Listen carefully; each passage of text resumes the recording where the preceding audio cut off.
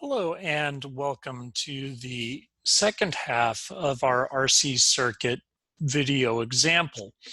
So as I indicated in the first video, this is now the code that I have created to go ahead and numerically propagate the response of the RC circuit to the 9-volt input.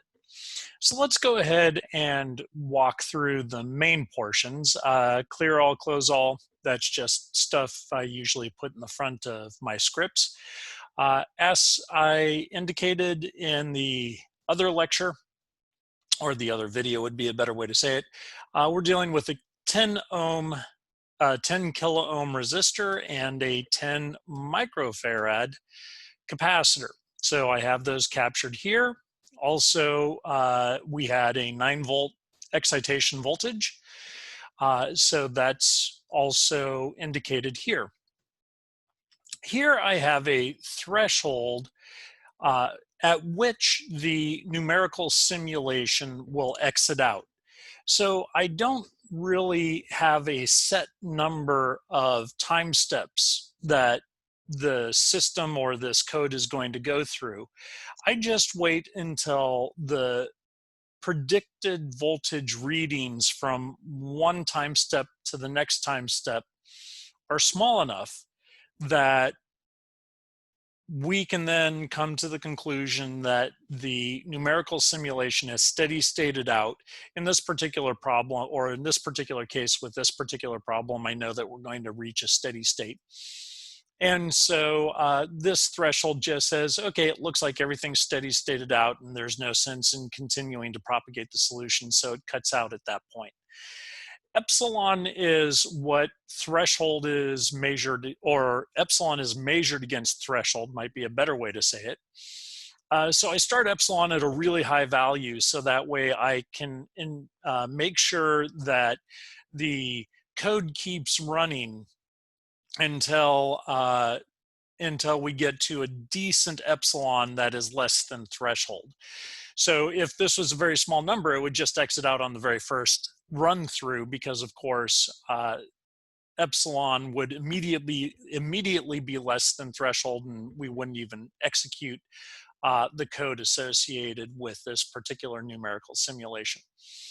My index is k, so I'm just starting k at 1. I have a time vector. Again, remember, a vector is just a list. So here we just have a list of time values. So I have my time vector, where k is, of course, the indexing parameter associated with that time vector. Time starts at 0. And I also have the voltage vector for the capacitor, and it uses k as well. And of course, its starting value, the very first entry, is 0 volts, because that is consistent with the initial conditions. Additionally, I need to have a starting value for our parameter u, the way I've written the code. So u old is the applied voltage minus the most recent value for the capacitor voltage, in our case just 0 volts. So our initial value for u old is just going to be 9 volts, because it's just going to be equal to V here. So with that, we can see that I also have set up different time increments. And I wanted to show you how well these various time increments work. So I start with the coarsest time increment. As is indicated here, I don't get very good results with it. And then we get better results, and then good results. So I'll show you how that works. Of course, what am I doing? I'm increasing the number of time steps by an order of magnitude. So we would hopefully expect better results in doing that. So I've implemented a while loop here. So while epsilon is greater than threshold, we keep working our way on through, which means that we haven't steady stated out yet. But of course, once epsilon is less than threshold, the while loop starts, and then we just go through to the rest of the code. Remember, for Euler's method, so this is again an Euler's method example. For Euler's method, we need to have our function be the derivative. So if you remember back to the last video, we had du dt was equal to negative u over rc. And so that's what this captures. We have -1 u over rc. Here I'm using u old because at this particular point, that's my most current value of u. Because remember, I need to now find my next propagated value of u, but we can look at u old as being kind of at this stage, not kind of, at this stage, my most current information for our parameter u. So you can see that I'm setting this function equal to the expression for the derivative that we developed in the last lecture. Now remember, this means that that's my slope. So as you can see on the next line, following Euler's method, I take the slope as established from the differential equation. I propagate it forward by the time increment, depending on which time increment I'm using for that particular run. I add that because remember, that just gives me this in total, just gives me the change in our particular parameter, in this case, our parameter u, our substituted parameter u.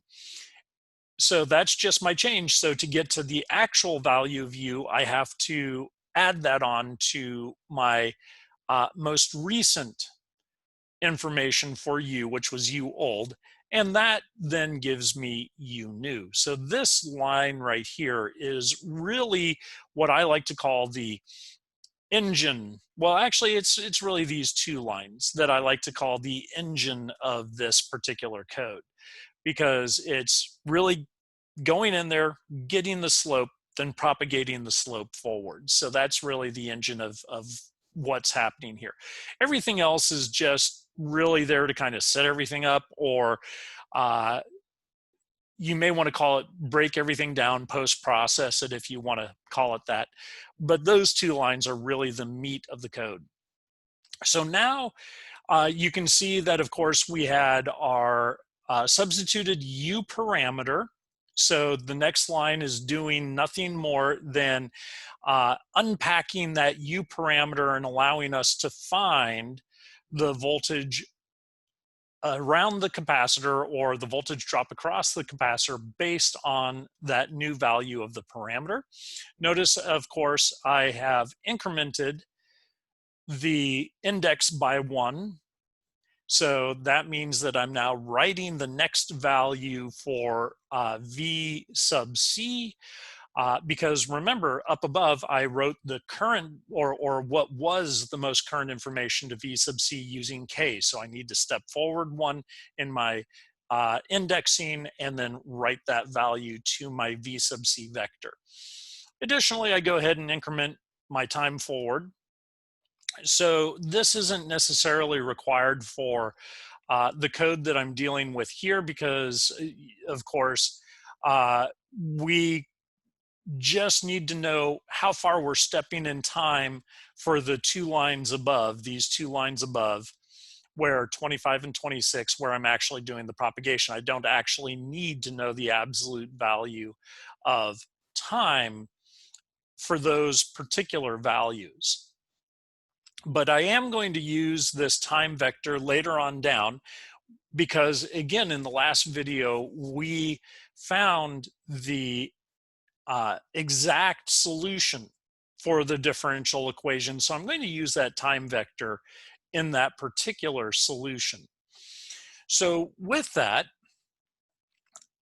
oh, and one last thing before I leave this entirely.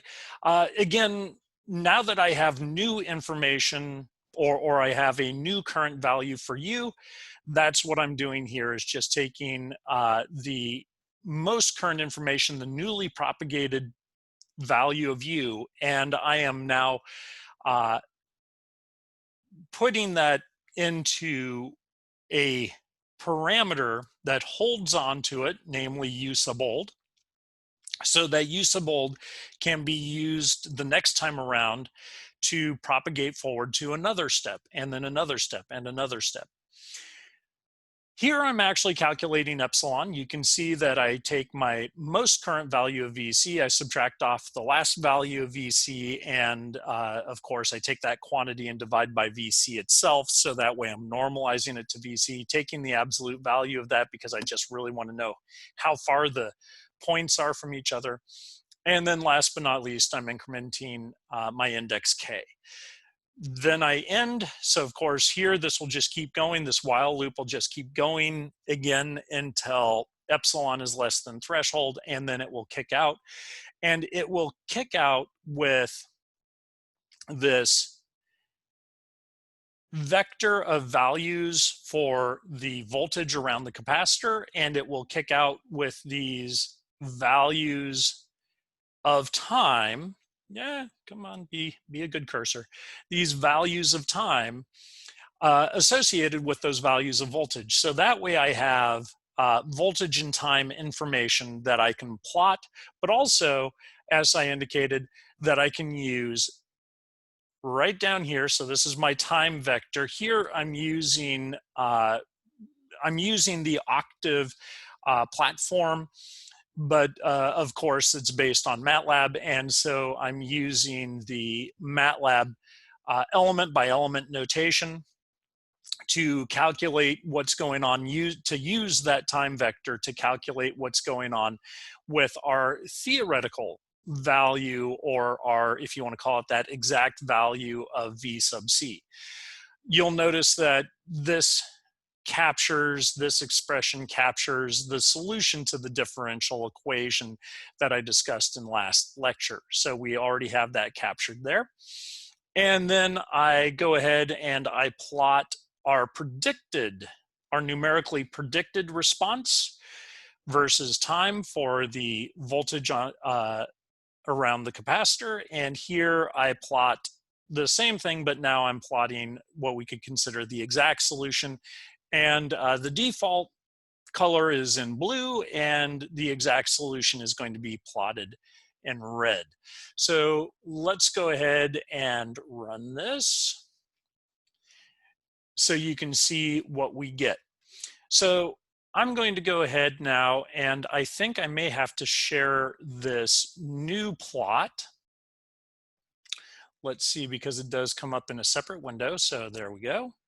So this is the plot that results, and you can see, and so I'm sorry for the size of every, of the values and things, but you can see that we pretty much, the blue steady states out at 9 volts. This corresponds to 9 volts.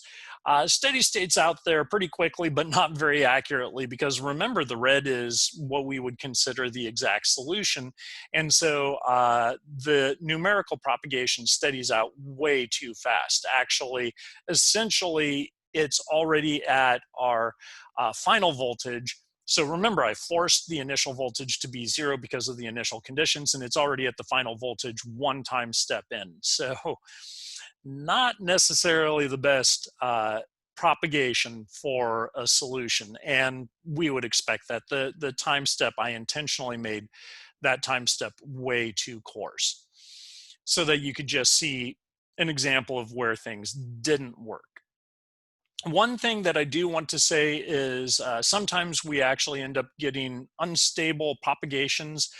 And generally what an unstable propagation means is that clearly the code isn't converging on a particular solution for the propagation. And it's because your time step is too large. So it seems maybe a little counterintuitive, but you get to smaller time steps. You're thinking, wow, that's going to be more taxing on the computer. Well, it is, let's be honest. But what's happening though is the underlying propagation is just, for the coarse time step, is just not able to converge on a solution. And so the numbers just keep growing to infinity, and then the software just exits out without being able to give you a solution. So let's go back to the code. And so we could see that that was a pretty bad, well, yeah, it was pretty bad, but it at least wasn't a complete disaster as you saw. It actually somewhat followed the theoretical solution. Now let's go ahead and increase the number of steps by 10. And so let me go ahead and share this with you now. Again, I don't know if you're seeing this or not. So, but with this new share, I know you will see it. So again, we steady state out at 9 volts. The red, again, is the theoretically exact solution. Blue is our propagated solution. And you can see things are getting a lot better. So you can see the curvature there. That's a pretty decent solution for this particular propagation. Not perfect. Again, if we were doing this for real in industry, that probably wouldn't be exact enough for what we're trying to do. But nonetheless, you can see that it is doing a decent job of following the exact solution. And remember, the numerical integration Eulers, specifically Euler's method, has no idea what that red solution is. I'm just putting that red solution on there for your reference. So if that red solution wasn't there, you'd be pretty hard pressed to see that the blue solution wasn't doing reasonable things, because it is doing very reasonable things, as you can see. So last but not least, let's go ahead now and get even better. And you know, you can't really see it on your end, but I'll be honest, at least from a human perspective, there is no difference in the solution time. I know computationally there is. If I was really tracking what the processor was doing and the time it was spending, I would certainly see some difference. But from a human perspective, with how capable processors are these days, I'm not even seeing a difference in any of these cases when I'm in terms of runtime when I run them. So, okay, let's go ahead and run the last case. And so for the last case, let me go ahead. Again, I don't know if you can see it, but I'm going to make sure that I share the screen with you. So now we've gone even 10 times, with even 10 times more time steps. And you can see that the solutions are virtually identical. And so at this stage, for this particular type of problem, I would say that our time step, so we started with 1/10 of a second, then we went to 100th of a second, so now we're at a 1,000th of a second time step. For this kind of problem, that seems to be working just fine. We have a very, very good solution associated with that particular time step.